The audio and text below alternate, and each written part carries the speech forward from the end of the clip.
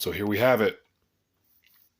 When I saw this article, I got chills up my spine because this weekend I've been doing a lot of research on pensions, and I discovered a documentary that I'm going to release later today or tomorrow that will bring tears to your eyes because it's something that unfortunately it's just this event is just not related to pensions.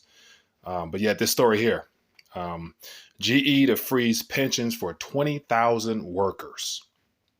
And so this is once again, this is the season we're in, and it's 2019. And as I keep saying, 2020 and beyond, you will really find out the promises that were given for your time and energy, your skills will be reneged upon just because the system is so flawed and so immoral that there's no way of fulfilling the promises, because all these promises, every single promise that has to do with a financial product of some kind was given during a time when the markets, interest rates, and all those things were quote unquote normal. But the new normal is closer to zero, negative this, no return here, no yield there, or you got to go risky.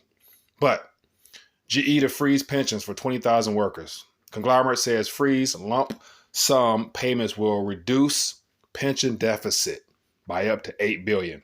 Will reduce pension deficit. Think about that. Deficit. There's not enough.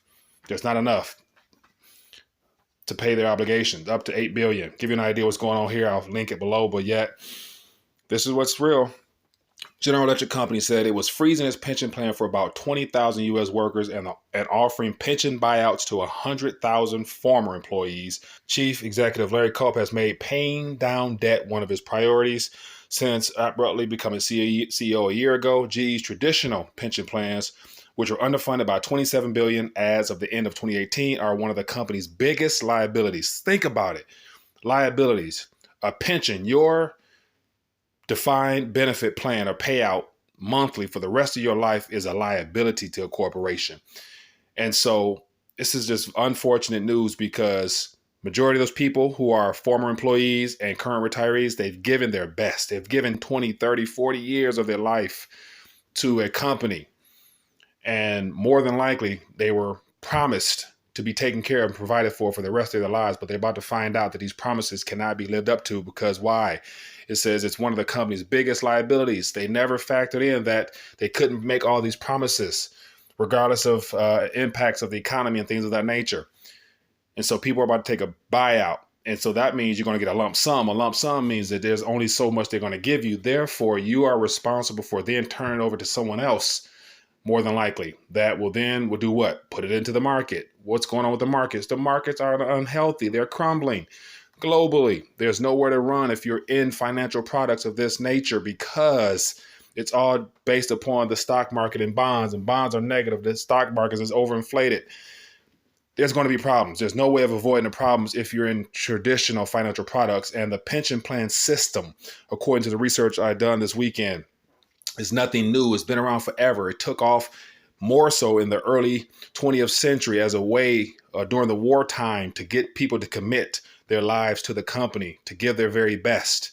But yet, once again, there's issues with that plan that happened in 1960. The very first company that presented this problem to the United States of America was a company called Studebaker, which was an auto manufacturing company based out of Ohio. John F. Kennedy was responsible for then looking into it further. From 1960 onward, pensions have become a problem. And then a documentary I'm going to share with you. Please make sure you guys watch it and share it because it will definitely get you thinking about this pension system. But yet, if you just put in the word retirement, you put in the word 401k, 403b, annuity, you put in any of those things into this very same scheme, you will be no better off, in my opinion. But the company said it would contribute up to $5 billion in cash to the pension plan next year to meet funding requirements. GE contributed $6 billion to shore up the plan last year, and on and on and on. And so it gets into more. I see something about like Many large employers, GE has shifted to the 401k retirement plan in place of its traditional pension program. Okay, 401k. Do you know the history of a 401k? It is a mistake. It is an accident that came about in 1974 and took off in 1978 because there's one way of shifting responsibility from the corporation onto the person itself.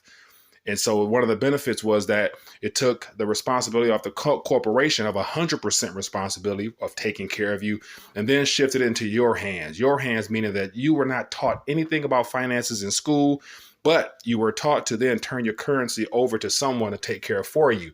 And once again, the only thing they can do is what they're taught, and they're taught to put it into products that are having problems at this very moment. So I can rant on, but I'm not going to. But definitely pay attention to what's going on. There's a documentary coming real soon. Where does all this money go that's been paid into these pensions? The pension system is essentially a consumer fraud, a shell game, and a hoax.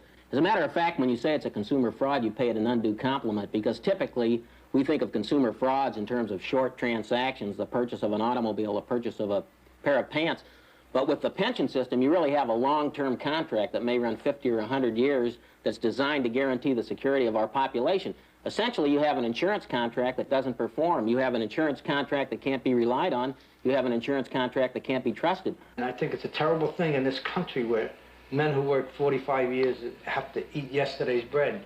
And I don't want to compete on my old legs against other old men on old legs, running down a supermarket aisle to get dented cans and stale bread. I don't, it's not a life I like, it's not a life I don't want to look forward to. So I really have nothing to look forward to at 65.